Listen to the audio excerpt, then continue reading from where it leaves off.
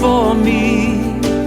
Oh, may my love to thee, pure, warm, and changeless be, a living fire.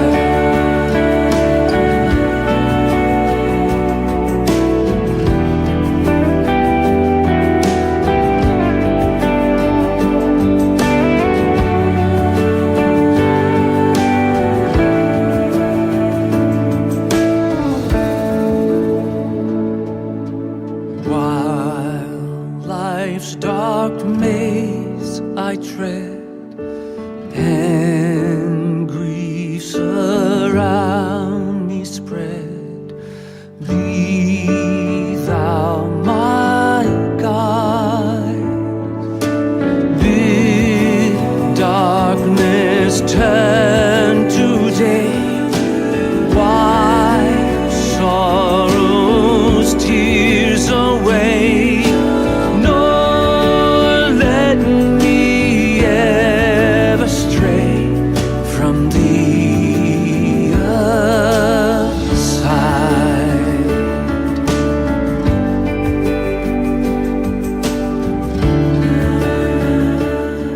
Isang mapagpalang umaga po sa inyong lahat, mga magulang namin at mga kapatid. Welcome po kayo dito sa St. Paul United Methodist Church, Tondo, Manila Online Prayer Covenant. Purihin po ang Panginoon sa araw na ito, kung saan ay ating aalalahanin minsan pa ang pagpapakasakit ng ating Panginoon, pag-aalaala sa mga susunod na araw para sa ginawa ng Panginoon na kanyang pagmamahal, ng pagbibigay na kanyang buhay para sa atin.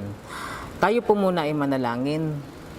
Salamat Panginoon sa magdamag na inyong pagbabantay, pag-iingat sa amin. Salamat po minsan pa through this online prayer covenant, Panginoon, ay nakikinig kami at higit lalo sa lahat ay nangungusap ka sa amin sa pamamagitan ng inyong mga salita. Kayo po, Panginoon, ang minsan pang mangusap, magturo sa bawat naabot ng tinig at ng mensahe na ito. Alang-alang kay Jesus na aming Diyos. Amen. Pag-usapan po natin ngayong umaga ang mga talata sa Juan, Kabanatang 12, mga talatang 3 hanggang 7. Kumuha naman si Maria ng isang bote ng mamahaling pabangong galing sa katas ng dalisay na nardo at ibinuho sa mga paan ni Jesus. Pagkatapos, pinunasan niya ang mga ito na kanyang buhok at napuno ang buong bahay ng halimuyak ng pabango. Verse 4, ito'y pinuna ni Judas Iscariote, ang alagad na magkakanulo sa kanya. Sinabi niya, verse 5, bakit hindi na lamang ipinagbili ang pabango at ibinigay sa mga duka ang pinagbilhan? Maaaring umabot sa 300 salaping pilak ang halaga ng pabangong iyan. Verse 6, sinabi iyon ni Judas, hindi dahil sa siya'y may malasakit sa mga dukha, kundi dahil sa siya'y magnanakaw, siya ang tagapagdala ng kanilang salapi at madalas niyang kinukupitan ito. Verse 7, ngunit sinabi ni Jesus, pabayaan ninyo siya, hayaan ninyong ilaan niya ito para sa araw ng aking libing. Verse 8, habang panahoy kasama ninyo ang mga dukha, ngunit ako'y hindi ninyo kasama habang panahon. Yun po ang ating mga talata. Ang ginawa ni Maria na pagbuhos ng pabango sa mga paan ni Jesus samantalang nasa bahay nila ay pagpaparangal dahil masaya si Maria sapagkat muling binuhay ni Jesus ang kanyang kapatid na si Lazaro o ilang araw na ang nakakalipas. Para kay Jesus ay bilang paghahanda naman ito sa araw na kanyang libing na malapit nang mangyari. Pinuna kasi ni Judas Iscariote ang ginawa ni Maria sa pabango na parang pag-aaksaya na sa halip na ibenta at ipamigay sa mga mahihirap ang pinagbilhan, pero ang intensyon ni Judas ay ang kumupit o kupitin lang ang pera nila dahil siya ang kanilang treasurer o ingat yaman. Maaring alam ni Jesus ang ginagawa ni Judas sa pagkupit sa kanilang kaperahan. Kung si Maria ay nagpaparangal kay Jesus sa pamamagitan ng pagbubuhos ng mahal na pabango sa kanyang mga paa, ngunit walang anuman iyon para kay Maria dahil inilaan ni Maria iyon para kay Jesus. Ano ang mga bagay na mahalaga sa atin na pwede nating ihandog sa Diyos bilang pagpaparangal sa Kanya? Pwede mo bang ihandog sa Diyos ang iyong oras? ang iyong talento, ang iyong pera o salapi. Hindi hinahanap ng Diyos ang mga bagay na wala sa atin, kundi ang mga pinagkatiwala niya sa atin. Walang taong walang kakayahan para parangalan ang Diyos. Kung si Judas Iscariote ay nag-isip tungkol sa ginawa ni Maria at ang intensyon niya sa pera na iyon ay ang tuluyang at ang intensyon niya mula sa maliit na pera na kanyang kinukupit, iyon ang tuluyang nagwasak ng buhay niya. Mula sa pangungupit hanggang sa paghahangad na makakuha ng malaking halaga sa kabangyaman nila ay hindi naging mabuting katiwala si Judas Iscariote. Ano ang mga bagay na hindi tayo nagiging mabuting katiwala ng Diyos? Kumusta ang iyong tithes and offering sa Panginoon? Consistent ka pa rin ba sa pagbibigay ng walang bawas o kulang? Tapat ka pa rin ba sa pagbibigay ng iyong tithes and offering? Kumusta ang iyong devotion and Bible reading? Ang iyong prayer life? Kung minsan ang mga bagay na ito na maliliit na hinihingi o hinahanap ng Diyos sa atin na hindi natin nagagawa ay napapabayaan na rin natin hanggang tuluyang kinatatamaran na. May paalala si Jesus sa talatang 7, balikan ko lang po ulit yung sinabi ng Panginoon. Ngunit sinabi ni Jesus, pabayaan ninyo siya. Hayaan ninyong ilaan niya ito para sa araw ng aking libing. Verse 8, habang panahoy kasama ninyo ang mga dukha, ngunit ako'y hindi ninyo kasama habang panahon.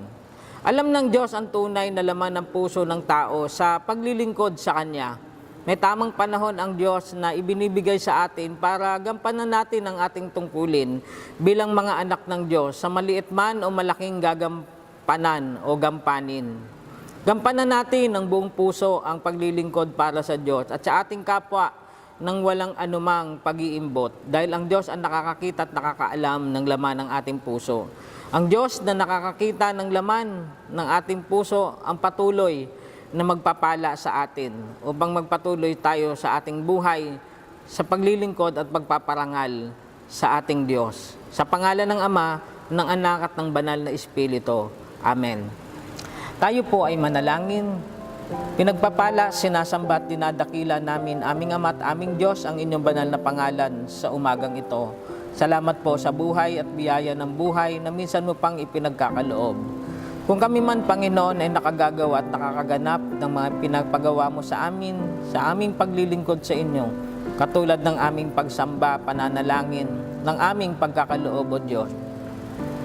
Lahat ng ito ay biyaya mo pa rin upang magawa at magampanan po namin.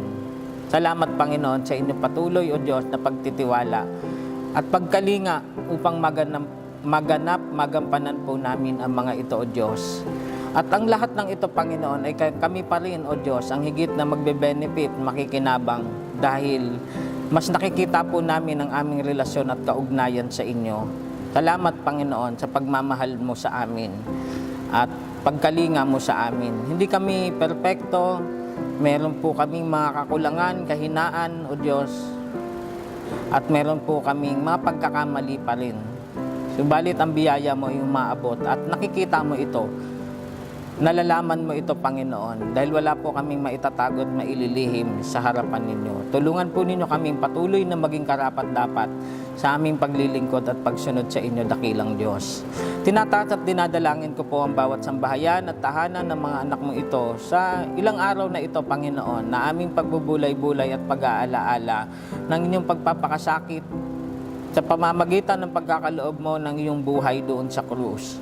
At dahil dito, Panginoon, pakinabang namin ay ang kaligtasan at ang buhay na walang hanggan. Sila na hindi pa nakakakilala, tumatanggap sa inyo bilang Panginoon at sarili na lang tagapagligtas.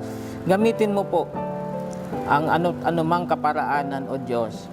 Gamitin mo ang inyong mga anak, Panginoon, na magpaalala na may hangganan at katapusan ang buhay dito sa lupa. Ngunit may Diyos na laging naririyan na nangako na kasama namin hanggang katapusan ng panahon, na pwede namin pagkatiwalaan at panghawakan sa lahat ng panahon, O Diyos. Panginoon, dalangin ko po ang mga simbahan, ang mga iglesia, Panginoon, na mag-aalaala ng inyong pagpapakasakit, O Diyos. Hipuin niyo po ang buhay ng mga gagamitin po ninyong mga mangangaral, mga magtuturo, na kayo ang maging sentro, kayo ang maging katotohanan, kayo ang maging daan, kayo ang maging buhay ng mga iglesia, Panginoon, upang patuloy na madala ang mabuting balita ng pag-asa. Pinagpapala ka namin sa araw na ito, dalangin po namin, Panginoon, ng maghapon, na maging isang hamon at pagpapala, isang bagong karanasan, na kayo ang buhay na Diyos na aming kasama. Alang-alang kay Jesus na aming Diyos, ito po ang aming samo at panalangin. Amen.